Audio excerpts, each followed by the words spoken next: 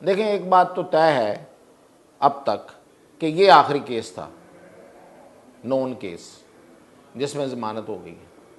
बुशरा बीबी को की तरफ से राब्ते जो किए गए थे, मैंने बहुत पहले आपको बताया था कि बहुत बड़ी शख्सियत के एक रिश्तेदार के ज़रिए बुशरा बीबी ने राब्ता किया था और कहा था कि आप मुझे बख्श दें और पार्टी को मैं फिर संभाल लूँगी। ये ऑफ़र करके उसके उल्ट एक जेल में एक ड्रामा किया गया और वहाँ पे मसले मसाइल बनाए गए और डायरेक्ट उसी शख्सियत पे इल्ज़ाम लगाए गए। और दूसरा ये कि गौर करने वालों ने जब गौर किया कि बुशरा बीबी को छोड़ के मिलेगा क्या, फ़ायदा क्या होगा। पार्लिमानी कमेटी का हिस्सा बन के आपने बाइकाट करके अपने पाँव पे कुल्हाड़ी मारी। जब आपका लीडर अंदर है और वो आप पे प्रेशर डाल रहा है कि भाई मेरे बाहर निकलने का कोई तरीका निकालो, तो उसके लिए क्या सड़कों पे आना ही जरूरी है। और खुद पीडीआई के अंदर से उनके कारकुन ये कह रहे हैं कि मौजूदा जो लीडरशिप है उसके होते हुए ये काम नहीं हो सकता। जस्टिस मंसूर ने वो काम कर दिया जो इस हुकूमत को अब तक वो दांतों से खोलनी पड़ रही है।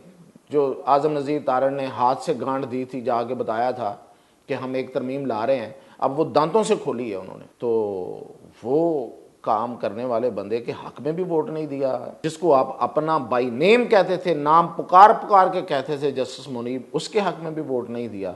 और अगर सियासत करनी होती तो जस्टिस याहिया के हक में वोट देते, वो भी नहीं दिया। तो किया क्या भाई, क्या किया क्या। नाज़रीन, आज हम बात कर रहे हैं कि बुशरा बीबी की ज़मानत हो गई है इस्लामाबाद हाई कोर्ट से। एक केस था उनके तोशाखाना 2 के नाम से, तो उसमें ज़मानत हो गई है। तो ये किस चीज़ की अलामत है। और दूसरा कि फैज़ हमीद का केस कहाँ तक पहुँचा है।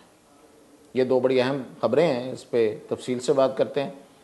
तो सबसे पहले तो 2-3 दिन से मैं वीलॉग नहीं किया, मैंने गायब रहा। उसकी वजह ये थी कि ख़बरें इतनी फॉल हो रही थी इतनी तेज़ी के साथ कि इसमें बात करना बजाय इसके कि मैं वीलॉग बराए वीलॉग करता, इसके अलावा तो कुछ नहीं था। इसलिए मैंने सोचा कि आप लोग ख़बरें देख लें, उसके बाद जो ख़बरें होती हैं, मसलन ये कि जो होने से पहले ख़बर होती है, हमारा मकसद तो यही होता है कि उस पर बात करें या को थोड़ा तज्जिया कर दें, तो वो बाद में कर लेंगे। तो इसलिए मैंने फिर ये वक्फ़ा डाल दिया। तो बड़ी ख़बरें थीं, इसलिए मैंने कहा कि आप लोग भी एंगेज होंगे, मेरी बातें शायद ना सुने। हमारी कुछ टेक्निकल इश्यूज़ भी थे, बहरहाल ये दोनों मामला थे। अच्छा जी, अब शुरू करते हैं कि बुशरा बीबी का जो ज़मानत हुई है इस्लामाबाद हाई कोर्ट से, वो किस चीज़ की अलामत है। क्या ये कोई डील है, कोई ढील है। बुशरा बीबी को कैसे निकाला जा रहा है। खुद इमरान खान ये कह रहे थे कि बुशरा बीबी को इसलिए जेल में रखा हुआ है कि मुझे तकलीफ़ दी जाए। तो क्या इमरान खान की तकलीफ़ें कम होने जा रही हैं। तो इसका जायज़ा लेते हैं। सुबह से मैं देख रहा हूँ कि बहुत से दावे हो रहे हैं कि जी हाँ, मामलात उस तरफ चल पड़े हैं, मामलात इस तरफ चल पड़े हैं और अब रियायत दी जाएगी, अब इससे आगे भी कुछ रियायत दी जाएगी। तो फिर हम भी अपनी ख़बरें कुछ शेयर करते हैं। देखें, एक बात तो तय है अब तक कि ये आखिरी केस था, नॉन केस, जिसमें ज़मानत हो गई है। इससे पहले एक केस में वो जो 190 मिलियन वाले में ज़मानत हो चुकी है और जो तोशाखाना 1 था उसका जो फ़ैसला वो सस्पेंड हो चुका है। तो जाहिर है कि वो उसमें वो गिरफ़्तार नहीं है, सिर्फ इस केस में गिरफ़्तार थी। लेकिन अभी तक रोबकार नहीं गई। रोबकार साइन ही नहीं हुई, जानी कैसे थी। साइन क्यों नहीं हुई कि अदालती टाइम के अंदर अंदर पेपर तैयार हो के अदालत में नहीं पेश हुए। तो जाहिर है कि जज साहब तो चले गए अपनी ऑफ करके। अब ये इससे नहीं मैं बात को परख रहा, मैंने ये खबर दी आपको। अब मेरी इतला ये है कि बुशरा बीबी को की तरफ से राब्ते जो किए गए थे, मैंने बहुत पहले आपको बताया था कि बहुत बड़ी शख्सियत के एक रिश्तेदार के ज़रिए बुशरा बीबी ने राब्ता किया था और कहा था कि आप मुझे बख्श दें और पार्टी को मैं फिर संभाल लूँगी। ये ऑफ़र करके उसके उल्ट एक मतलब जेल में एक ड्रामा किया गया और वहाँ पे मसले मसाइल बनाए गए और डायरेक्ट उसी शख्सियत पे इल्ज़ामात लगाए गए, तो उससे ये मामला जो था वो बिगड़ गया। और दूसरा ये कि गौर करने वालों ने जब गौर किया कि बुशरा बीबी को छोड़ के मिलेगा क्या, फ़ायदा क्या होगा, तो उसको अंदर रख के तो कोई ना कोई फ़ायदा है, तो बाहर रख के क्या फ़ायदा होगा, क्योंकि पार्टी में उनकी कोई बड़ी से नहीं है ना ही इमरान खान पार्टी उसके हवाले करेंगे। या तो ये है ना कि ये हो कि इमरान खान कहेंगे जी बुशरा बीबी जो है वो पार्टी हेड करेंगी जब तक मैं जेल में हूँ, तो ऐसा तो वो नहीं करेंगे। तो ये फिर जब हिसाब किताब लगाया गया तो वो फ़ायदे का सौदा नहीं था, इसलिए वो नहीं किया गया। अब क्या ऐसा है, अच्छा देखें, बिहेव तो किया है पीटीआई ने बहुत ज़्यादा, जिस तरह उन्हें करना चाहिए था।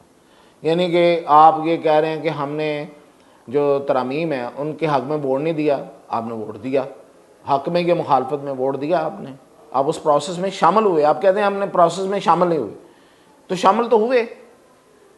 यानी कि जब हाउस डिवाइड हुआ तब भी आप शामिल थे, वोटिंग यही होती है। जब पहली तरमीम पास हुई तब भी थे, पहली शिक जो है तरमीम की आखिरी शिक पास तब भी आप थे, दरमियान में आप गायब हो गए। तो ये जो पिंग पोंग का जो खेल था ये यही था ना, आप जेस्चर इधर भी दे रहे थे और अपने कारकुनों को भी दे रहे थे कि हमने तो बाइकाट कर दिया है, इधर ये था कि हम शामिल भी हैं। तो उस प्रोसेस का हिस्सा आप बन गए, या तो आप बिल्कुल ही हिस्सा ना बनते, आते ही ना ईवान में, या फिर ये था कि अगर आ गए तो पूरी तादाद के साथ आगे पूरी तरह मुखालफत करते, पूरी तादाद भी सामने ना ला सके। तो पूरी तादाद सामने ना लाने की तो बहुत सी वजूहात हैं, उसमें तो एक जो फॉरवर्ड ब्लॉक की जो बात है वो है। अब मैं आपको कल उसकी खबर दूंगा कि फॉरवर्ड ब्लॉक का सरबराह कौन आ रहा है। फॉरवर्ड ब्लॉक मौजूद है, इसमें कोई शक नहीं, पीटीआई के अंदर फॉरवर्ड ब्लॉक बन चुका। आपका क्या ख्याल है कि ये जो शोकाज हुए हैं ये कौन लोग हैं? शोकाज ऐसे कर दिए जाते हैं? तो अब इनमें सरबराह इनका कौन होगा वो मैं आपको कल ये खबर दूंगा इंशाल्लाह। अब अगर आप मुझसे ये पूछें कि या मैं अपनी राय का इजहार करूं कि पीटीआई को करना क्या चाहिए था, तो मेरा तो ये ख्याल है कि ये जो कुछ किया चलो ठीक किया, लेकिन पार्लिमानी कमेटी का हिस्सा बन के आपने बाइकाट करके अपने पांव पे कुल्हाड़ी मारी। देखें, जब आपका लीडर अंदर है और वो आप पे प्रेशर डाल रहा है कि भाई मेरे बाहर निकलने का कोई तरीका निकालो, कोई काम करो उसके लिए, तो उसके लिए क्या सड़कों पे आना ही ज़रूरी है? और बड़े तरीके होते हैं। तो सड़कों पे आने वाला तो भी बड़ी हद तक फ्लॉप हो चुका है, और ख़ुद पीटीआई के अंदर से उनके कारकुन ये कह रहे हैं कि मौजूदा जो लीडरशिप है उसके होते हुए ये काम नहीं हो सकता। तो अगर ये नहीं हो सकता तो दूसरा कर लो ना यार, सारे ऐसे करते हैं। सियासत नाम इस चीज़ का है, ऑप्शंस पे जाने का है, तो उसमें तो ये ऑप्शन होना चाहिए था कि आप पार्लिमानी कमेटी का हिस्सा बनते, आप या तो टोटली जस्टिस मंसूर के हक में जाते या फिर या अफरीदी के हक में जाते। अगर आपने वो सियासत करनी है जो ऑप्शंस वाली है तो आप या अफरीदी के हक में जाते। अगर आपने अपने असूल की सियासत पे को जिंदा रखना था तो फिर आप जस्टिस मंसूर को वहां जाके तो सपोर्ट करते, बल्कि जस्टिस मुनीब को करते। तो ना आपने जस्टिस मुनीब को ओन किया, नहीं किया ना, आप नहीं गए, वोट नहीं दिया उसके हक में, वो तो मतलब ऑल आउट फॉर यू, और आपने उनको डिसोन कर दिया। जस्टिस मंसूर ने वो काम कर दिया जो इस हुकूमत को अब तक वो मतलब दांतों से खोलनी पड़ रही हैं। जो आज़म नज़ीर तारण ने हाथ से गांठ दी थी, जाके बताया था कि हम एक तरमीम ला रहे हैं, अब वो दांतों से खोली है उन्होंने, इतना उसको मजबूर कर दिया, डाउन टू नी कर दिया। तो वो काम करने वाले बंदे के हक में भी वोट नहीं दिया, जिसको आप अपना बाई नेम कहते थे, नाम पुकार पुकार के कहते थे जस्टिस मुनीब, उसके हक में भी वोट नहीं दिया। और अगर सियासत करनी होती तो जस्टिस याहिया के हक में वोट देते, वो भी नहीं दिया। तो किया क्या भाई, क्या किया, क्या खटाया आपने इस सब कुछ में? तो ये है इनकी टोटल कहानी। कहाँ की रियायत और कहाँ की सौदेबाजी।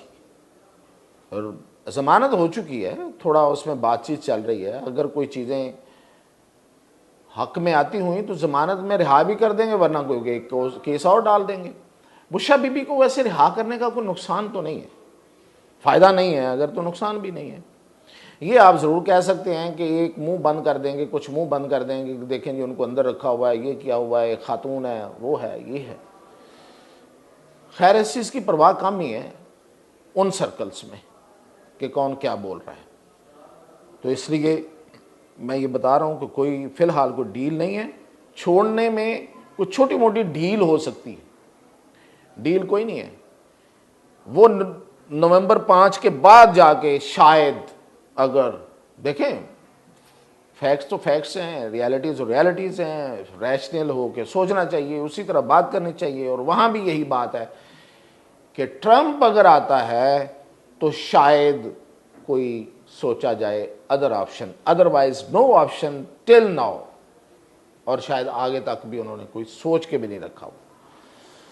तो ये है अब तक की सूरत हाल। तो अब हम आते हैं कि फैज़ हमीद के साथ क्या हो रहा है। फैज़ हमीद जो हैं उनको, उनका केस समवट फाइनल हो के आर्मी चीफ की टेबल पे जा चुका है। प्रोसेस ये है कि उम्र कैद की सज़ा, हमारे ज़राए बताते हैं कि उम्र कैद की सज़ा सुनाई गई है और तमाम बैजेस, तमाम ओहदे, सब कुछ वापस। अच्छा, उसका तरीक़ाकार क्या होता है कि जो अफसर या अहलकार होता है उसको यूनिफॉर्म पहनाया जाता है, जिस रैंक का वो होता है, उसके रैंक्स लगाए जाते हैं, जितने उसके लगे होते हैं, जो भी उसके बैजेस एंड रैंक्स आल वो लगाए जाते हैं। और फिर वहाँ पे जब पेनल्टी आती है आर्मी चीफ की तरफ से, इस सज़ा की आ जाएगी, टेबल पे चली गई है फाइल, तो वो फिर बैजेस उखाड़े जाते हैं ऐसे ऐसे करके, ह्यूमिलेटिंग। क्यों? कि वो मुजरम करार पाया होता है किसी चीज़ का, जिस भी मसले में। तो वो उसको एहसास दिलाया जाता है, ना सिर्फ उसको बल्कि पूरी फोर्स को ये मैसेज जाता है, ऐसे उखड़े जाते हैं। और फिर कहा जाता है कि you are not so and so, मतलब जनरल। और कागजी कार्रवाई में तो जाहिर है कि वो जनरल नहीं होते, नहीं होंगे। उन्हें जनरल की एक आर्मी ऑफिसर के तौर पे कंसिडर नहीं किया जाएगा और यही तस्वर किया जाएगा कि वो कभी आर्मी में ऑफिसर था नहीं। तो खैर, कहना पता नहीं, अजीब सी बात है, टर्म क्या होगी मुझे नहीं पता, लेकिन वो नहीं है। कोई मराद नहीं है, कोई रियायत नहीं है, कोई कुछ नहीं है, और ये अपने नाम के साथ जनरल नहीं लिख सकेंगे और ये हटा दिया जाएगा। ये कोर्ट मार्शल इसे कहते हैं। कोर्ट मार्शल की सज़ा ये होती है और इसी तरह दी जाती है जो बंदा प्रेजेंट होता है। ये सज़ाएं दो लोगों को और भी दी गई हैं जो मुल्क से बाहर हैं, वो अगर होते तो उनको भी इसी तरह ये सज़ा सुनाई जाती।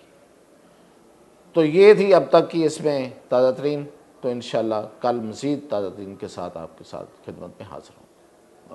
YouTube पर गूगली न्यूज देखने के लिए youtube.com की सर्च बार में गूगली न्यूज TV टाइप करें। गूगली न्यूज के पेज पर सुर्ख रंग के सब्सक्रिप्शन वाले बटन पर क्लिक करना